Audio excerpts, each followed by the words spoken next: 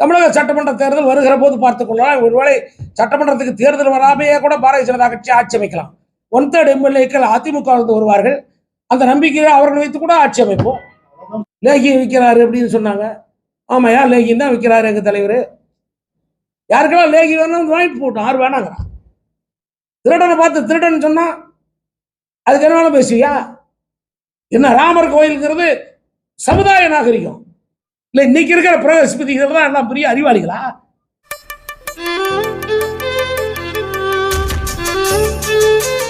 அனைவருக்கும் வணக்கம். தமிழகத்தினுடைய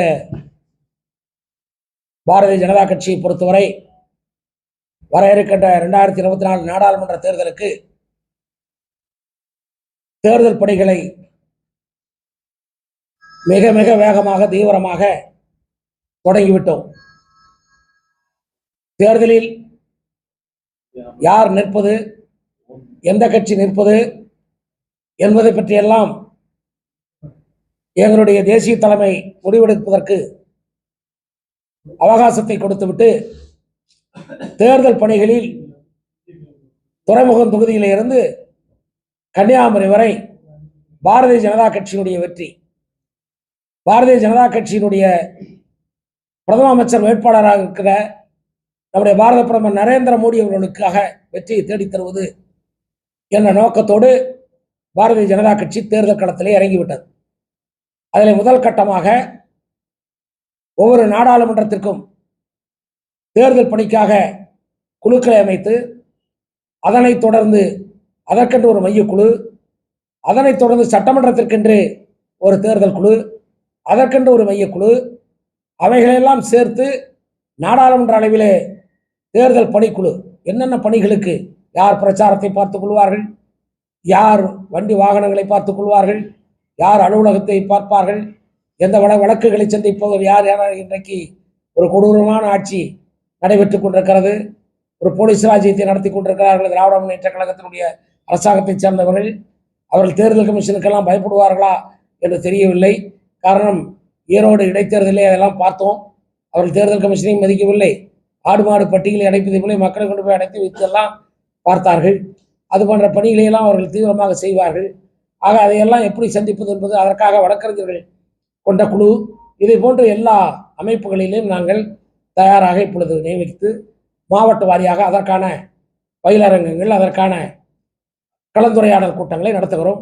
நாளைய தினம் தமிழகம் எங்கும் இருக்கக்கூடிய இந்த தேர்தல் பணிக்குழுவிலே பொறுப்பேற்றிருக்கிற நிர்வாகிகள் கூட்டத்தை நாங்கள் செங்கல்பட்டிலே எஸ்ஆர்எம் அந்த பல்கலைக்கழக வளாகத்தில் சந்திக்க இருக்கிறோம். தொடர்ந்து தேர்தல் பணிகள் தீவிரமாக நடைபெற்றுக் கொண்டிருக்கிறது. இந்த முறை நிச்சயமாக தமிழகத்தினுடைய அரசியலில் மிகப்பெரிய மாற்றத்தை இந்த நாடு பார்க்க போகிறது. பாரத பிரதமர் நரேந்திர மோடி தான் இந்த நாட்டுக்கு மீண்டும் பிரதம அமைச்சராக வர வேண்டும் என்ற எண்ணத்தில் தமிழ்நாட்டு தாய்மார்கள் 80% பேர் இன்றைக்கு தயாராகிவிட்டார்கள். அதை போல தமிழகத்திற்கு ஒரு நேர்மையான அரசியலை வழிநடத்தக்கூடிய வல்லமை உடைத்தவர் தமிழ்நாட்டிலே இருக்கக்கூடிய பாரதிய ஜனதா கட்சியினுடைய மாநில தலைவர் அண்ணாமலை என்பதை தமிழகத்தினுடைய இளைஞர்கள், படித்த இளைஞர்கள், பட்டதாரிகள் இன்றைக்கு உணர ஆரம்பித்திருக்கிறார்கள். இந்த நிலையில் திமுக அல்ல, மற்ற கட்சிகள் அல்ல, எங்கள் தோழமை கட்சியில் இருப்பவர்களும் சரி, வருகிறவர்களும் சரி, இல்லாதவர்களும் சரி, யாராக இருந்தாலும் சரி, இன்றைக்கு தமிழ்நாட்டை பொறுத்தவரை பாரதிய ஜனதா கட்சியினுடைய தேவை மிகுந்த அவசியமானது என்பதை பொதுமக்கள் நம்புகிறார்கள். அரசியல் கட்சியில் இருக்கிறவர்கள், பத்திரிகையாளர்கள், மற்றவர்கள் எல்லாம் அரசியல் விமர்சகர்கள் வேண்டுமானால் அரித்மெட்டிக் கணக்கு போட்டுக் கொண்டிருக்கலாம். எப்படி இன்றைக்கு இருக்கக்கூடிய நிலையில் தமிழகத்தினுடைய வரலாற்றில் எப்படி எம்ஜிஆர் அவர்கள் இந்த கட்சி விட்டு வெளியே வருகிற போது ஒரு 6 எம்எல்ஏக்கள் தான் வெளியே வந்தார்கள். மாவட்ட செயலாளர் என்று சொல்லுகிற போது ஒருவர் தான் வெளியே வந்தார். ஆக அரசியல் கட்சியே இல்லை, அமைப்பே இல்லை என்று சொன்ன காலம். ஆனால் திண்டுக்கல்லிலே அவர் அத்தனை லட்சம் வாக்குகள் வித்தியாசத்திலே வெற்றி பெற்றார். அதே போல அரக்கோணத்திலே மன்னிக்க வேண்டிய அரங்கநாயத்தை கோயம்புத்தூரில் இடைத்தேர்தலில் வெற்றி பெற்றார். பாண்டிச்சேரியிலே அரசாங்கத்தை வைத்தார். அப்பொழுது கட்சிக்கு அமைப்பு கிடையாது. ஆனால் நாட்டு மக்கள் அவர் பின்னாலே நின்றார்கள். அந்த நிலை இன்றைக்கு பாரதிய ஜனதா கட்சிக்கு தமிழ்நாட்டிலே வந்திருக்கிறது. நாங்கள் நிச்சயமாக வெற்றி பெறுவோம். வெற்றி பெறுவோம் என்றால் அறுதி பெரும்பான்மையோடு தமிழ்நாட்டில் வெற்றி பெறுவோம். அந்த நம்பிக்கை எங்களுக்கு இருக்கு. அந்த நம்பிக்கையோடு தேர்தல் பணிகளை நாங்கள் தொடங்கி இருக்கிறோம்.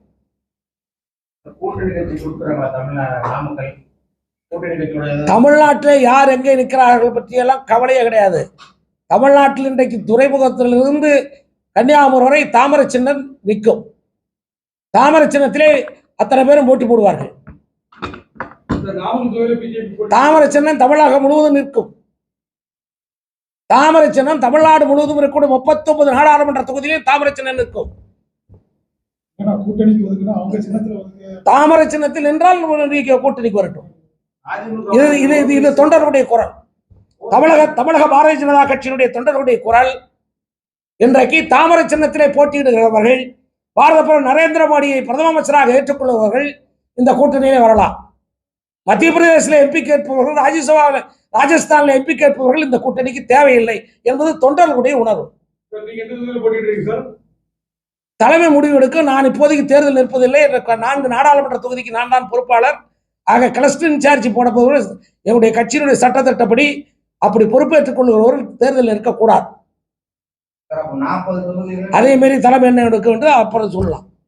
நானாக டிக்டேட்டரா முடிவு எடுக்க முடியாது.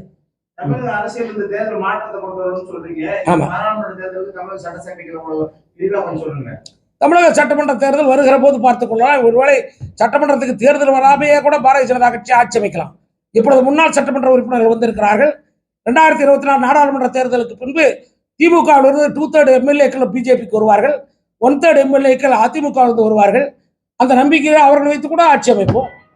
ஆட்சி பாரதிய ஜனதா கட்சி ஆட்சி அமைக்க வேண்டும் என்பது எப்பொழுது இந்த நாட்டுக்கு எப்ப தேசியமும் ஆன்மீகமும் தான் இனிமேல் இந்த நாட்டுக்கு உகந்தது என்ற உணர்வுக்கு எப்பொழுது மக்கள் வந்து விட்டார்களோ எந்த நேரத்திலும் பாரதிய ஜனதா கட்சி தமிழ்நாட்டிலே ஆட்சி அமைக்கும். இவர் எந்த வயசு, இவருக்கு என்ன வயசு? வேலைகளாம் அவரு சொல்லிட்டாரு. அவர் இன்னொரு பதில் அங்க இருக்கிறவங்க இவங்கெல்லாம் ஆறாறு எப்போ டேட் ஆஃப் பர்த் என்ன, பொன்னையனுடைய டேட் ஆஃப் பர்த் என்ன, செங்கட்டையன் டேட் ஆஃப் பர்த் என்ன, பழனிசாமியுடைய டேட் ஆஃப் பர்த் என்ன, இவங்கெல்லாம் எங்க இருந்தாங்க. நான் அதுக்கு பதில் அப்படி சொல்லல. நான் சொன்னது வேற. அவங்க வந்து அது சேர்ந்தவர் சொன்னாரு. சேலஞ்சர் துரைங்கிறவர் கோயம்புத்தூர்ல அதுக்கு பதில் சொன்னார். இந்த மாதிரி இவங்கெல்லாம் வயசானவங்க இல்லையா, செங்கோட்டையன் வயசானவர் இல்லையா அப்படின்னு. நான்லாம் அதுக்கு முன்னாடி தான் எம்எல்ஏவா இருந்தேன் அப்படின்லாம் சொல்லிட்டாரு. ஆனா நான் என்ன பதில் சொன்னேன், அனுபவிக்கவர்கள் எம்ஜிஆர் வந்து ஊழலற்ற அரசாங்கத்தை கொண்டாடுறதுக்காக தான் ஊழலற்ற சர்க்கார் வரணும், ஊழலற்ற ஆட்சி வரணும், ஊழலற்ற சமுதாயம் வரணும் அப்படிங்கிறதுக்காக அவர் கட்சியை ஆரம்பிச்சார். அந்த நேரத்தில் தேர்ந்தெடுக்கப்பட்டவர்கள் அவங்க இதுவரைக்கும் நாங்கள் சேர்த்திருக்கிற 15 எக்ஸ்எம்எல்ஏ, ஒரு எக்ஸ்எம்பி, திமுக வந்திருக்க எக்ஸ்எம்பி, ஒரு எக்ஸ் மினிஸ்டர். இவங்க மேல ஏதாவது வழக்குகள் இருக்கா? ஏதாவது ஊழல் வழக்குகள் இருக்கா? ஊழல் செய்தால் ஏதாவது குற்றச்சாட்டு உண்டா? ஆக ஒரு நேர்மையானவர்கள் தங்களுடைய அனுபவத்தை ஒரு இளம் தலைவருக்கு தர்றாங்க. இந்த நாட்டுக்கு ஒரு நேர்மையான தலைவர் வரணும், எங்களுடைய அனுபவங்கள் போய் சேரணும், இந்த சமுதாயம் மாற்றம் காணணும், அவருக்கு ஆதரவா இருக்கணும் அப்படிங்கிறதுக்காக வந்திருக்காங்க. அது அவங்களே சொல்றாங்க. அவங்க எந்த எதிர்பார்ப்பு நிற்கல. அவங்க யாரும் நாங்கள் தேர்தல் நிறுத்த போறதில்லை. இவங்க சொல்ற மாதிரி அதுக்கெல்லாம் அவங்களும் தேர்தலில் விருப்பப்படல. தேர்தலை பணியாற்ற வர்றாங்க. பாரத பிரதமர் நரேந்திர மோடி ஏற்றி வைக்கணும்னு ஆசைப்படுறாங்க. மாநிலத்தில் அண்ணாமலைக்கு ஒரு உகந்த இடம் வரணும்னு நினைக்கிறாங்க. அதுக்காக வர்றாங்க. காரணம் ஊழல் ஒழிக்கிறதுக்கு. நான் கூட சொன்னேன், நான் லேகி விற்கிறாரு அப்படின்னு சொன்னாங்க. ஆமாயா, லேகின்னு தான் விற்கிறாரு எங்க தலைவர். என்ன லேகி விற்கிறாரு? ஊழல் நோயை ஒழிக்கிறதுக்கு லேகி விற்கிறாரு. வாரிசு அரசியலான குறையோட போய் கிடக்கு. ஒரு குடும்பமே சம்பாரிச்சு தெரியுது. அதை ஒழிக்கணுங்கிட்டு லேகி வைக்கிறாரு. லேகி எதுக்கு பயன்படும்? யாருக்காவது பைத்தியம் முடிச்சுட்டா, யாருக்காவது ஏதாவதுன்னா அதுக்கு தான் லேகி வாங்கி தர்றாங்க. பாம்பு கடிக்கு லேகி வாங்கி தருவாங்க. இதெல்லாம் பாம்பு கடிச்சிருக்குது, ஊழல் பாம்பு கடிச்சிருக்குது. இவங்களையெல்லாம் யாருக்கெல்லாம் லேகி வேணும் வாங்கிட்டு போட்டோம். யார் வேணாங்கிறான். அது நாடு பூரா இன்னைக்கு இருக்கக்கூடியது. அதான் அவர் ஆட்டுக்குட்டிங்கிறது, அவரை வந்து ஆடு மேய்க்கிறவருங்கிறது, அவரை வந்து லேகி வைக்கிறவர்னு சொல்றது. அவர் என்ன சொல்றாருன்னு கேளியா? ஏயா திருடுறேன்னு கேட்கறான். திருடனை பார்த்து திருடன்னு சொன்னா அதுக்கு என்ன வேணும் பேசுவியா? திருடாத அப்படிங்கிறாரு. நீ திருட்டு போற கணக்கு சொல்றாரு. நீ அந்த கணக்கு பதில் சொல்லு. நீ என்னென்ன திருடி இருக்கிற, என்னென்ன தப்பு பண்ணிருக்கிற, என்னென்ன பண்ணிருக்கிற, உன் குடும்பத்தில் யார் யாரை நீ பதவியில் உட்கார வச்சிருக்கிற வரிசையா தானே சொல்லிட்டாரு. யார் யாரை நீ வெளியே ஓட்டுன, கோபாலசாமி ஏன் வெளியே ஓட்டுன, நாவலர் நடிகர் ஏன் வெளியே ஓட்டுன, எல்லாத்தையும் கேட்டார்ல. எதுக்காக எல்லாம் ஓட்டுன? இப்போ கடைசியா கோசிமணி, வீரபாண்டி, ஆறுமுகத்த, ஆற்காடு வீராசாமியை எல்லாம் வெளியே ஓட்டி விட்டு ஸ்டாலின் கொண்டு வந்தீங்களா? அது வரைக்கும் தான் அவர் பேசுறாரு. நான் பேசல சாமி, ஏன்னா நான் தலைவரோட இருந்தேன். அதெல்லாம் அவர் கேட்கிறாரு, பதில் சொல்லணும்ல. பதில் சொல்ல முடியாம அவர் போய் ஆட்டுக்குட்டினா பதில் சொல்ல முடியாது. அவர் லேகி வைக்கிறாருன்னா லேகி வைக்கிறாருன்னா உனக்கு என்ன வலிக்குது? அவர் ஏதோ விற்கிறாரு வாங்குறவர் இருக்கிறான்ல, அதை வாங்கி சாப்பிட்டு ஊழல் நோய் போகணும், ஊழல்வாதிக்கு ஓட்டு போடக்கூடாதுன்னு நினைக்கிறான்ல, அதுக்கு நாங்க என்ன பண்ண முடியும்?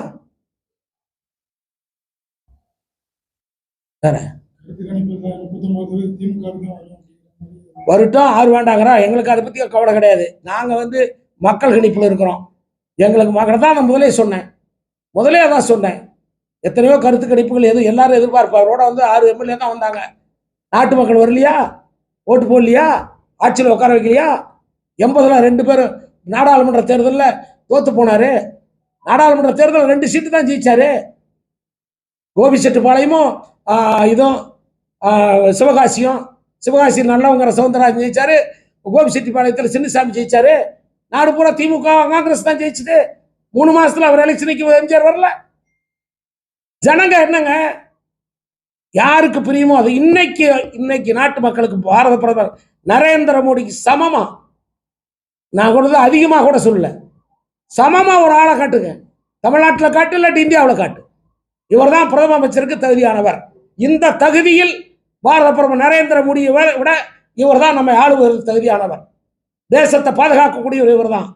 உலகம் முழுவதும் இருக்கக்கூடிய மக்களிடம் இந்தியாவுக்கு பெருமை சேர்த்துறது இவர் தான். உலகம் முழுவதும் இருக்கிற மக்களுக்கு மட்டும் இல்ல, உலகம் முழுவதும் இருக்கிற அதிகார வர்க்கத்துக்கு ஆணை பிறப்பிக்கக்கூடிய ஆற்றல் படைச்சவர் இவர் தான். அதுக்கு யோகியதை உள்ளவர் இவர் தான். தன்னை தனி மனிதனை வரைத்துக் கொண்டு 11 நாள் வெறும் இளநீ குடிச்சிட்டு விரதம் இருந்துட்டு அவர் இந்த சமுதாயத்துடைய நாகரிகத்தை பாதுகாத்தார். என்ன ராமர் கோயில்ங்கிறது சமுதாய நாகரிகம், ஒரு ஆன்மீக உச்சம் மட்டும் அல்ல. அதனாலதான் நம்முடைய கான்ஸ்டிடியூஷன் ஆஃப் இந்தியா தான் வேணும்னு கேட்கறீங்கல்ல. கான்ஸ்டிடியூஷன் ஆஃப் இந்தியாவில் முதல் பக்கத்தில் என்ன போட்டிருக்கு? ராமர் பட்டாபிஷேகம் மடத்தான போட்டாங்க. அதுதானே இந்த நாடு சுதந்திரம் கொடுத்தது. அந்த கான்ஸ்டிடியூஷன் பிரகாரம் தானே சுதந்திரம் கொடுத்தது. முதல் பக்கம் என்ன? ராமருடைய பட்டாபிஷேகம். அது ராமராஜ்யத்துக்கு தான் சுதந்திரம். இந்த நாடு ஆங்கிலேய என்று நாம சுதந்திரம் பெற்றோம்னா ராமராஜ்யத்துக்கு தான் சுதந்திரம் பெற்றோம். அதை நீ கொண்டு வந்திருக்கார். அன்னைக்கு எப்படி சோழ பரம்பரையுடைய செங்கோல் கொண்டு போய் கொடுத்தாங்க? நேரு அதை தெரியாம புத்தி கட்டதானமா கொண்டு போய் அவர் வீட்டில் வச்சிருந்தாரு. பார்லிமெண்ட்ல அன்னைக்கே வச்சிருந்தா எல்லாருக்கும் தெரிஞ்சிருக்கும். அவர் வீட்டில் கொண்டு போய் வச்சிருந்தார், பத்திரமா தான் வச்சிருந்தார், மரியாதையாக தான் வச்சிருந்தார்.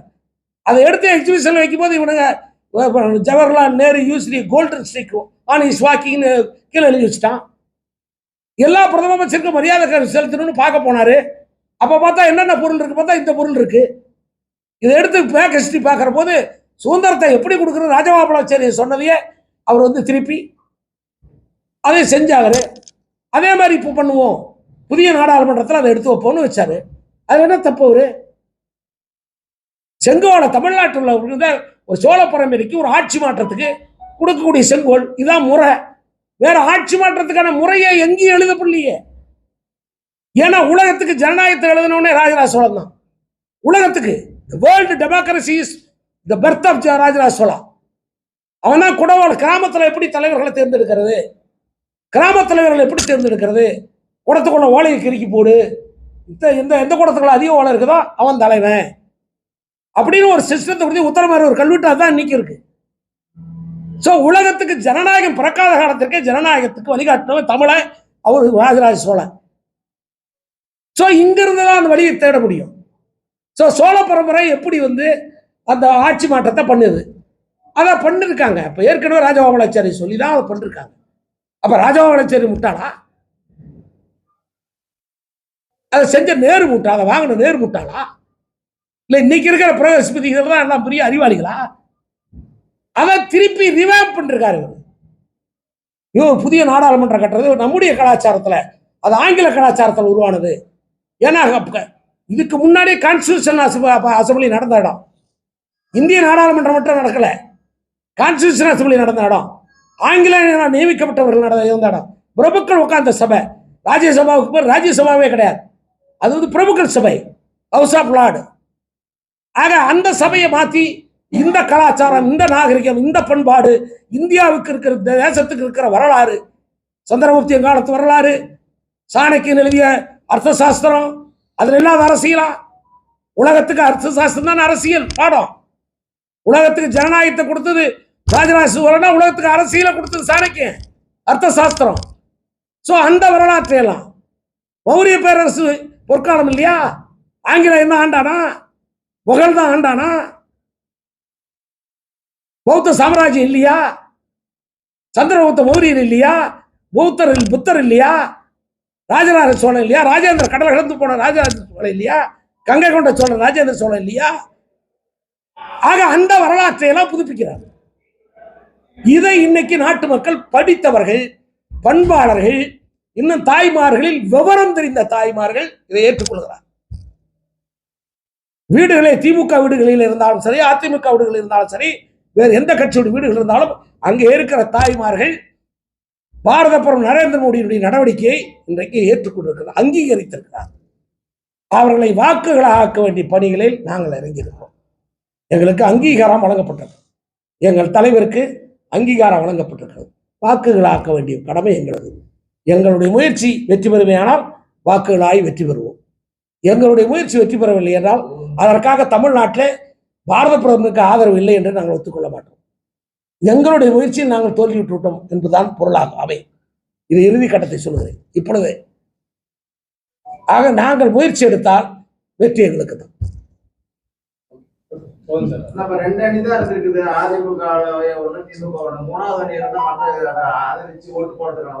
இப்போ ஒரே அணிங்க, இப்பொழுது ஒரே அணி. இந்த நாடாளுமன்ற தேர்தலை பொறுத்தவரை நல்ல கேள்வி கேட்டீங்க, அற்புதமான கேள்வி. அண்ணே அவர் பணியில சொல்லுவோம் என்ன அண்ணே, நல்ல கேள்வி கேட்டுங்கண்ணே. நாடாளுமன்ற தேர்தலில் இப்பொழுது இருப்பது 2 அணிதான். இந்தியாவிற்கு நாடாளுமன்ற தேர்தல் அவர்கள் கூட்டணி அமைத்திருக்கிறதும் அப்படித்தான். பாரத பிரதமராக நரேந்திர மோடி வேண்டுமா வேண்டாமா, இதுதான் இப்ப கூட்டணியே, இதுதான் அணியே. வேணுங்கிற ஒருத்தன், வேணாங்கிற ஒருத்தன். அவன் எத்தனையோ பேர் சுயேட்சை கட்சியில் சீட்டு போடுவான், எத்தனையோ பேர். இந்தியா முழுவதும் எத்தனையோ கட்சிகள் இருக்குது. அவரை ஐநாவிலேயே போய் சொல்லிட்டார், தேசிய கட்சிகள் எத்தனை, சட்டமன்ற கட்சி இத்தனை அப்படின்னு, உள்ளூர் கட்சி இத்தனைன்னு சொல்லியிருக்கார். அத்தனை கட்சியும் அந்தந்த கட்சி அங்கங்க நிற்கும். ஆனா இன்னைக்கு இருக்கிற ஒரே முழக்கம், இந்த தேசத்துக்கு மீண்டும் பாரத பிரதமராக நரேந்திர மோடி வேணுமா வேண்டாமா. வேணுங்கிற கட்சி பிஜேபி, வேண்டாங்கிறது இந்தியா கூட்டணி. அவ்வளவுதான்.